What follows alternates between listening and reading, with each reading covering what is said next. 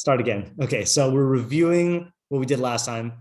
Last time we did in Ashrei Yud through Yud Beis, which is Yud Aleph through Yud Gimel. Those are the main ideas we focus on. Then we got a little into Yud Daled. So Kvod Malchusacha Yomeru Ubraska Yedaber Lahodia Livnei Hadam Kvosav Kvod Hadam Malchusa. The glory of your kingship they will declare, and your mighty actions they will speak of, to make known to people your mighty actions and the glory of the majesty of your kingship. That is a continuation of Yud, where he's talking about the Hasidim who talk about God constantly, not talk about God constantly. They recognize their misbonin in God's actions constantly.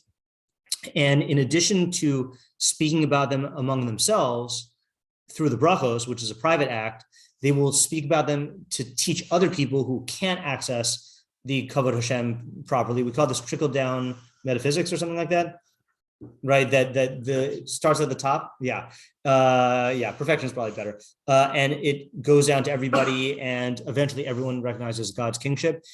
Then Malchus Kol Ulumim and Mashat Kol B'chol Davador is your kingship is a kingship of ages, and your dominion is in all generations. That we said is because God is not mortal and is not limited in his power, and all human beings, their kingship does not last forever because either they're limited or they're mortal. Well, they're all mortal, but and they're all limited. But did we get an idea for that? We had Radak says on that one, we got a partial idea. Malchuscha Malchus Kol Ulamim Shehim Olam Hanifsadim Olam. That's 4 now. Malchuscha Ena Kamalchus Basar Ben Adam Sheish La Hefsek. It's not like a human malchus that has an interruption. Obachayav Obamosa, whether in life or in death. Aval Malchus Hakel Yisale Ein La Hefsek. The malchus of God has no interruption. Ki Malchusa Malchus Kol Ulumim Ratzalom Kol Hazmanim, all times. So I think the question we had was why emphasize this in this way? We were maybe talking, I don't know if we decided this was an idea, but this is the Hasidim, this is the goal they're trying to get the people to. Okay, right, that's true. Understand this. Oh, okay, now I remember, right. So we said that this is what they're trying to get people to recognize. And we went from there into saying speculatively, but authoritatively, that the Rambam says Malchus Hashem refers to the mitzvah of Yichud Hashem and Kabbalas Amos Shemayim, and that this parallels the pasuk in Yirmiyahu 9, 22 and 23, which is you seek knowledge of God, and it doesn't end there, but then spills over into emulating God.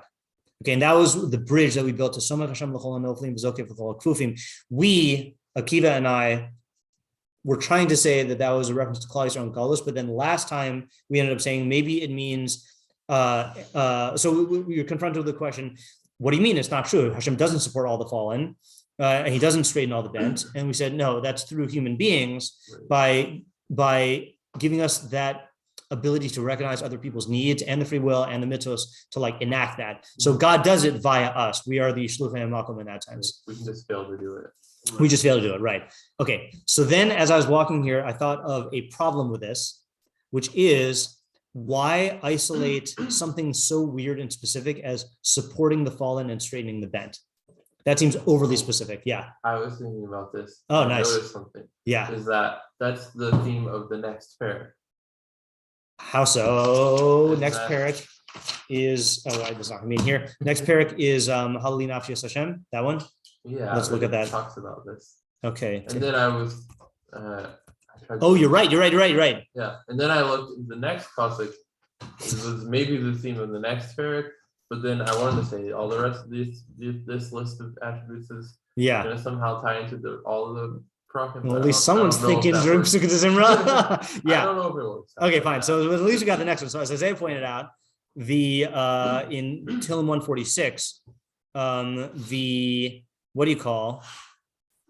so the first half of it talks about God and praising God while you're alive and putting your trust in God rather than humans. Then the second half talks about all these Ma'aseh Hashem. He does justice for the exploited. He gives bread to the hungry. Hashem releases the bound. Hashem gives sight to the blind. Hashem straightens the bent. Hashem loves the righteous. So that's literally the Zokef Kfufim. And Somek Noflim, does it have that one? No, right? But it's one of them. But it is these types of actions. And then guarding strangers, encouraging the orphan and the widow, twist the path of the wicked. Yeah. And it associates it to Malchus Hashem. Hashem Yimloch Hashem L'olam Elokai Chasudim L'Dovdo Hallelujah. That's even better, Mhm. right? Okay, that's good. That's good observation. Okay, so let's see if we can then answer, if that helps us with this question that I'm asking now, which is why focus on these two specific things? Like if it followed Malchus Malchus Kolumim with Posei Chasiyadacha, that would be like glorious, but Somech L'chol Anoflim, I mean, how many people, like everyone needs food, right? Or if it's a Tov Hashem L'kol, that'd be like universal. Not everyone, I mean, it depends on how you say it, no flame, but certainly not everyone's kufin,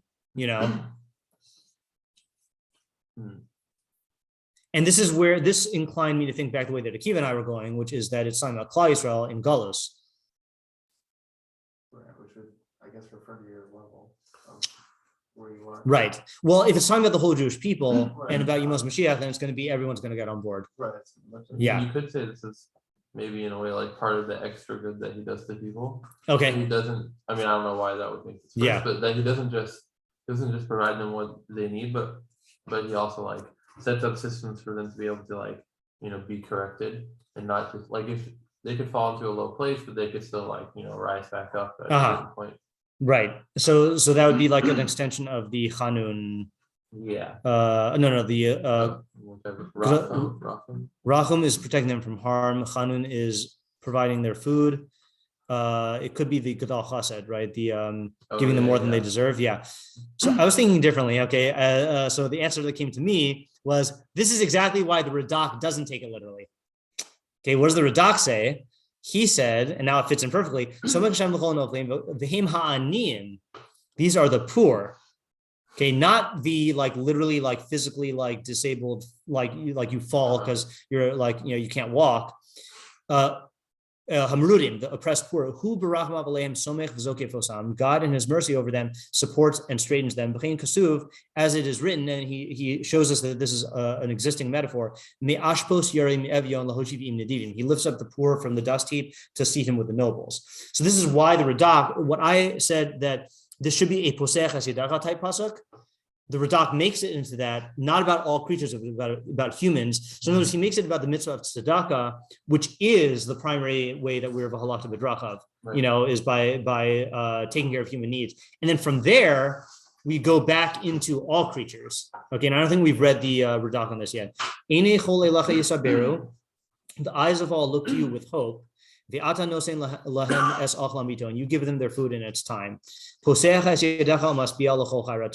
open your hand and satisfy the raton, the desire of every living thing. Okay, yeah. So let's look at the Radak and then see what the flow is from the Malchus Hashem to human tzedakah to supporting all creatures. Okay, so einei chol elecha. I don't think we read this. Okay, einei chol elecha yisaberu. Likewise, it says, Kulam elecha yisabirun. Okay, so it said this in Barki Nafshi, that they all look to you with hope, or they all hope towards you. Ki kol nivrai mata hachaim, all lower living things, as opposed to the upper living things, which are the angels and the planets, according to the Rambam. Barasa osam uvarasa machalim. You created them and you created their food, the lambs and the wolves. Ki yesh ochel esev v'yesh ochel zera. There are some who eat grass and some who eat seeds. V'yesh ochel chai kamoso, and some eat living things like them, and some digest everything and rot everything, and make the whole ecosystem go round. V'kulam inehem tluyos elecha. All of their eyes, at least all the ones. So he's talking about animals. He's not talking about all creatures, I guess. Are dependent on you, right? Umakavim elecha, and hope towards you. And you give them their food in its time. Bam. Okay, so this is a great term, right? This is one of the terms that the Rishonim use for the laws of nature, right? Through the chain of causality, right? So it's not the, again, this is like the what do you call it? The Baal Shem Tov is the one who introduced the idea that everything is hashgacha pratis, and that God gives each animal its food and its like directly. So that was a new idea from the Baal Shem Tov. Radak is saying explicitly here, this is through causality that God set up. V'amar be'ito, and it says in its time, lashon yachid, singular, right, which shouldn't make sense because it should be in No, itam, right? Ata nosein lahem es achlam bi-itam. So what does ito mean? Kol min v'min yesh lo es yadua. Each and every species has its proper time. Yizdamin bo ma'achalo, that it will encounter its food. Is that a satisfying answer? You give them their food in the species time. He's trying to say the species level. Okay, that makes it does make I guess it can't be that everything gets food all the time. Right. And, some things eat other things. Right. Stuff like that. Right. Yeah. So I think that is answering that question, because not every creature gets its food in its time, but on a species level, God provides for each of the species. Right. Okay, that works out. Vamar elecha yisaberu, and it says towards you they hope. Yeah, right. Va'aval pi she'ein bahem das, even though they don't have knowledge. Him yisaberu lefi tivam, they hope to you through their nature. El chukam hanasun lahem. Here, chok is being used as portion, to their portion that is given to them. V'anachnu hayodim ki elacha hi hatikva, and we who know that the hope is towards you. Ki ata hanosein v'hamechin. Sorry, we are the ones who know that their hope is towards you, because you are the giver and the preparer, right? So he's answering the question here. They can't actually hope towards God because they have no Yedias Hashem, right? But we, just like we said earlier, Yoducha Hashem Kol Ma'asecha, we who understand that they are dependent on God, we understand that they're like the one who they're really looking hopefully towards is God. Yeah. This question from before. Well, we said that it was the aniyim. Yeah. How does that work with the question of but there are aniyim? But there are what? There are poor people. Right. So the way we answered that last week, which I still think works, right? So is that how did God provide for the aniyim? Is by giving us a mitzvah of tzedakah, saying "Dei machshavah Ashrei yachzar lo," that you have to take care of the poor. And here's the hierarchy. Here's all the rules. Go for it. Okay, so that works. Yeah. And there's a there's a good mashal that I only saw in the Meiri, but I don't know where it comes from.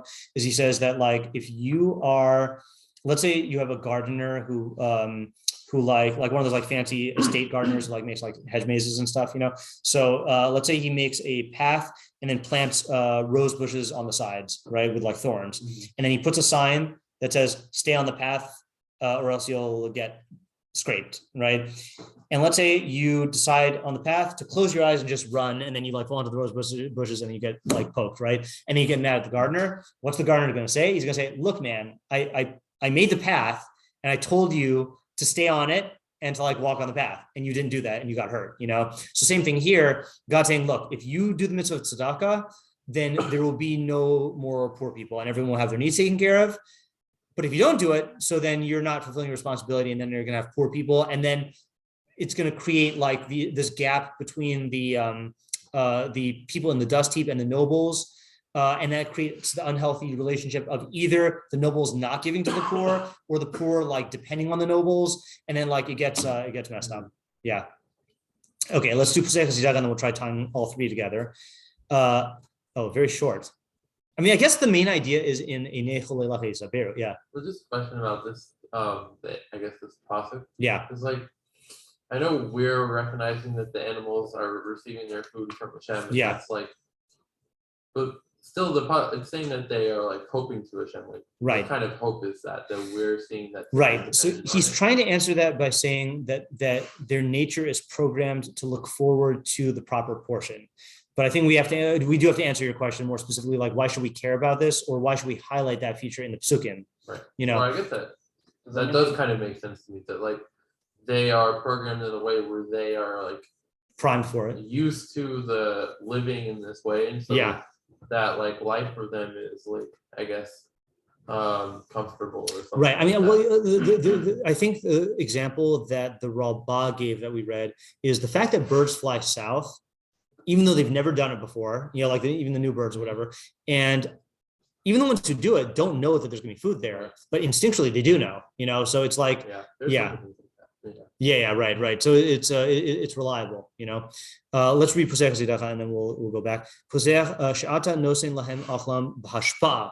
So that's the open hand. Open hand is usually a mashal for generosity, right? Abundance. So you give them their food in abundance, until they are satisfied. And then ratzon is he says kol echad lefi ratzono. So this is interesting now. So now it does sound like he's saying each and every animal, not just the species, right? Unless he means the species. 47 says hativi. Oh, ratzon hativi, their natural desire, meaning not like, because ratzon can mean like, like your heart's desire. This is like, yeah. So what does it mean? Kol echad lefi ratzono. Well, because it says l'chol chai ratzon, each and every. Here on Pesach, is he referring to the animals or like even to people? On Pesach or on Einechol Lelacha? In the Radak. In the Radak. On Tes. Yeah. So I would have said he's referring to the same lahem as in the previous one, which is all the animals. But sounds like he's only giving it to the species. So there's each one. I mean, you could say that this doesn't make sense. I was going to say that when they do get their food, it satisfies their desire, but I don't know if that's true. In other words, no, because you can still have animals that starve. I always thought that Ratzon was like Chai Ratzon, was like a.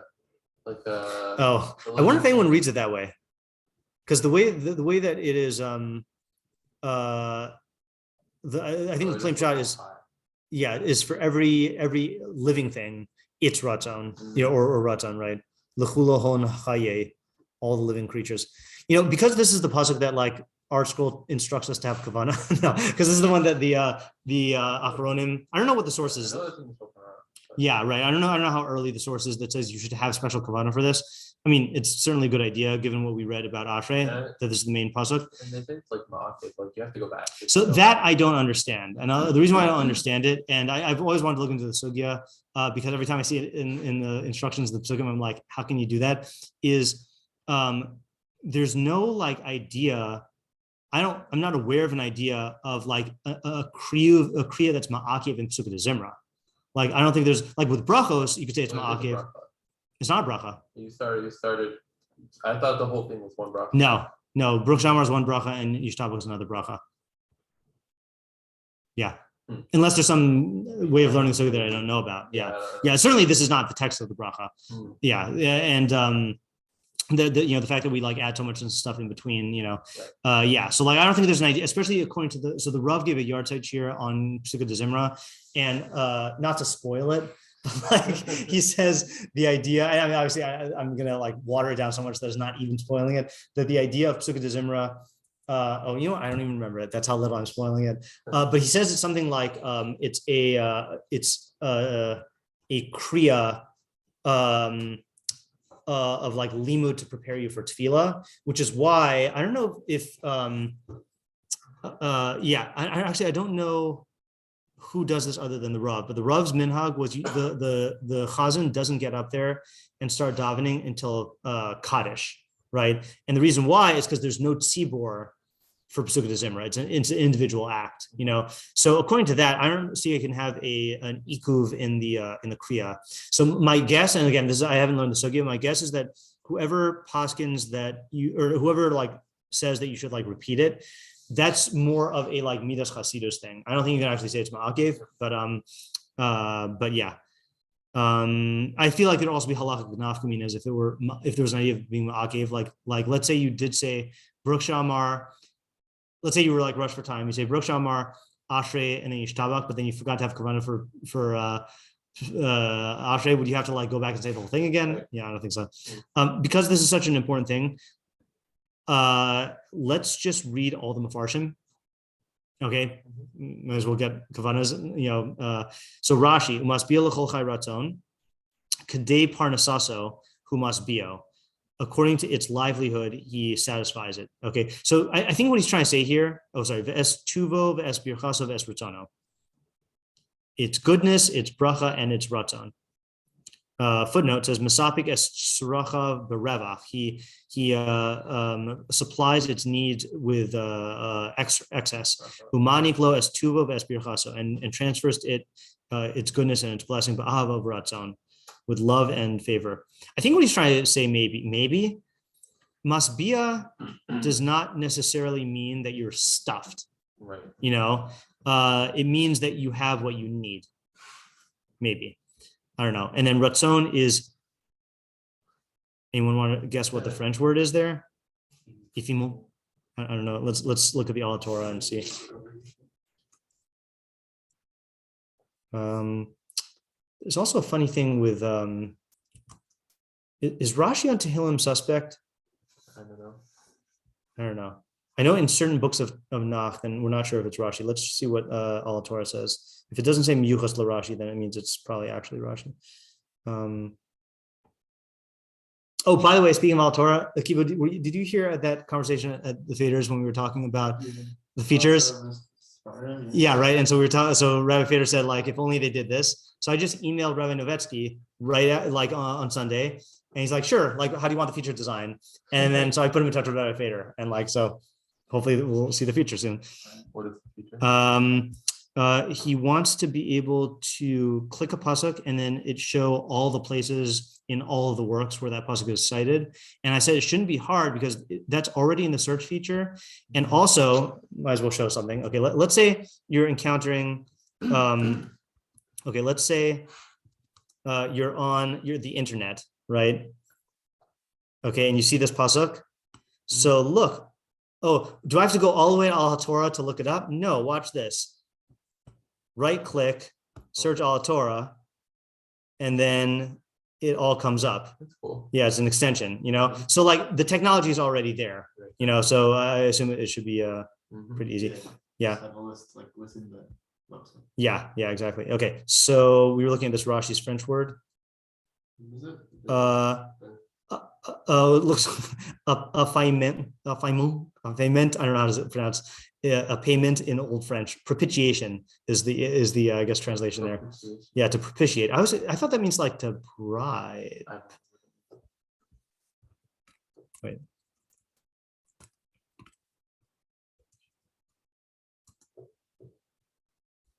Win or regain the favor of a God, spirit, or person by doing something that pleases them. So he propitiates them. So he pleases them. Very specific. Yeah. Whenever Rashi says that, like you could tell he's getting at something like, to like, right. Apparently the Hebrew wasn't enough. Let's see this footnote 9. Nachas ruach. Okay. So that's like pleasantness. Pirush Rabbeinu Le'el Hey Yud Zayin. Rashi explained it above in 5:17. Let's look at that. 5:17 in Tehilim. 5:17. The pasuk. There is no 5:17.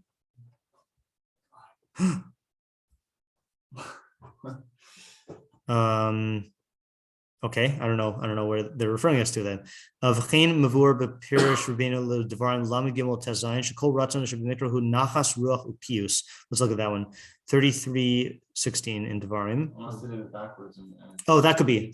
That does happen sometimes. Good call. Even if it's wrong, it's a good call. No ratzon here. Let's see if he says it in here. Nope. Okay. Another possibility is sometimes it's just another parak in there or another. No. Okay, fine, whatever. What do you say, Devarim? What was the pasuk? Footnote Devarim. Lama Gimel Tes Zayin.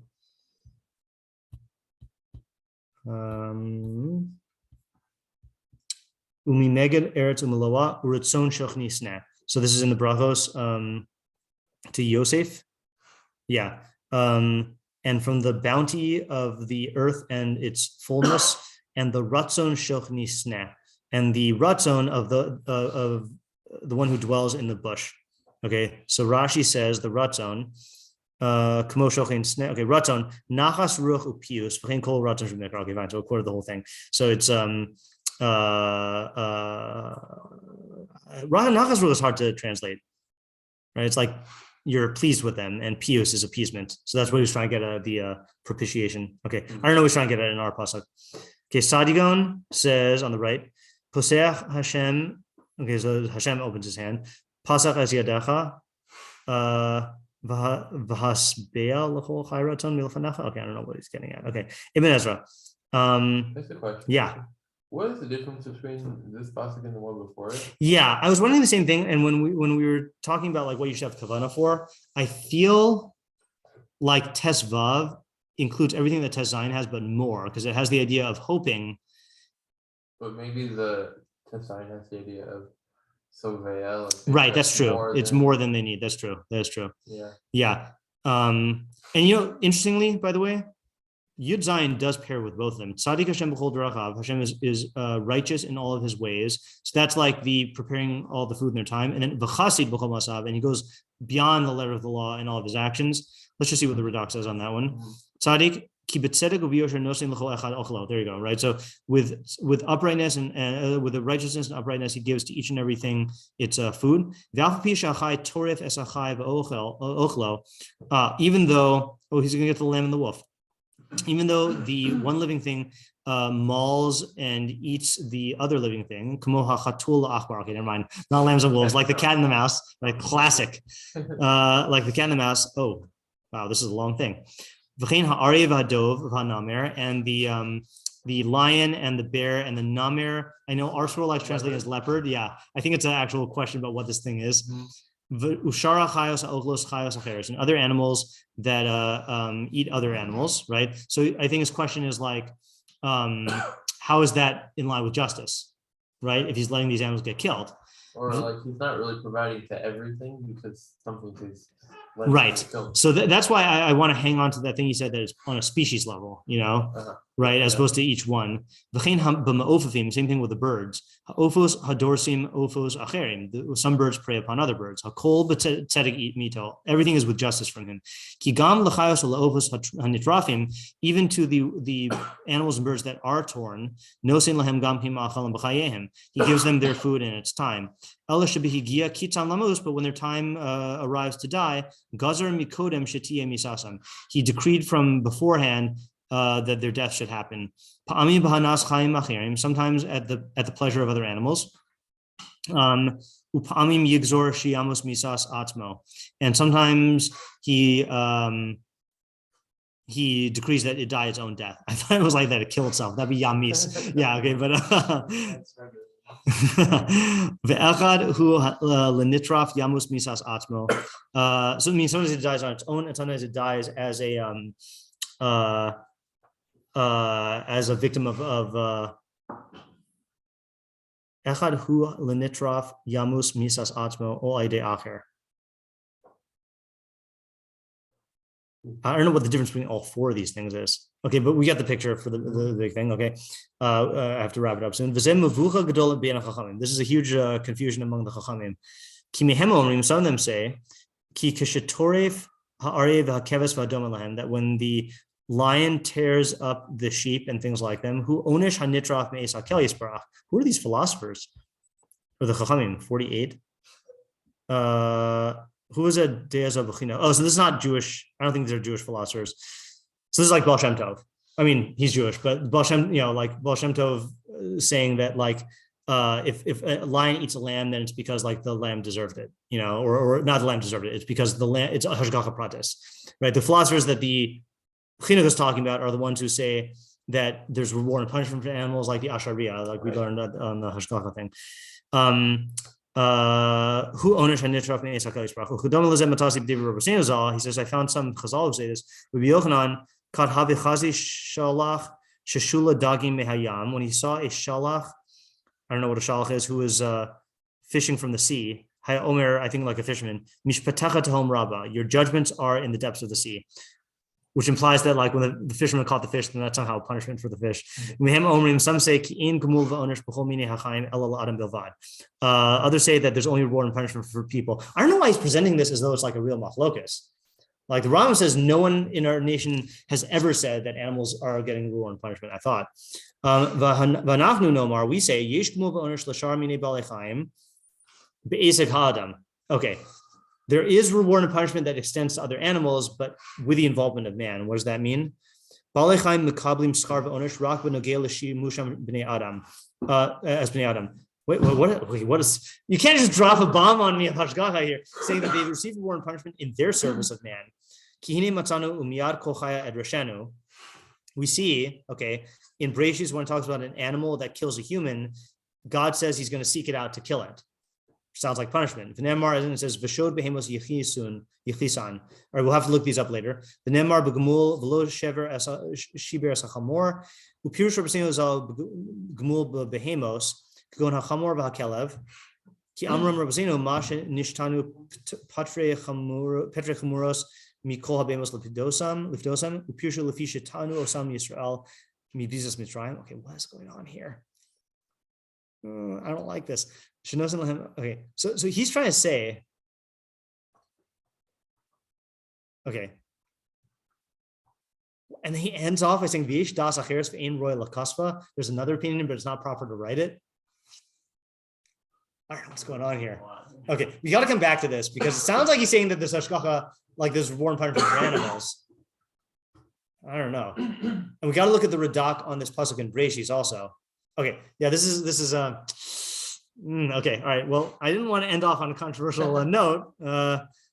Okay, so well, we got good ideas about supporting the animals. Yay. Okay, yeah, and also, if this is true, then why did he say earlier about the species? Was it just a grammatical point? I thought he said the thing about the species because of what we said that he doesn't feed every animal. Okay, all right, we got what to work on. Yep. All righty, let's stop here for tonight. Maybe his answer that's not proper to write is the Rambam.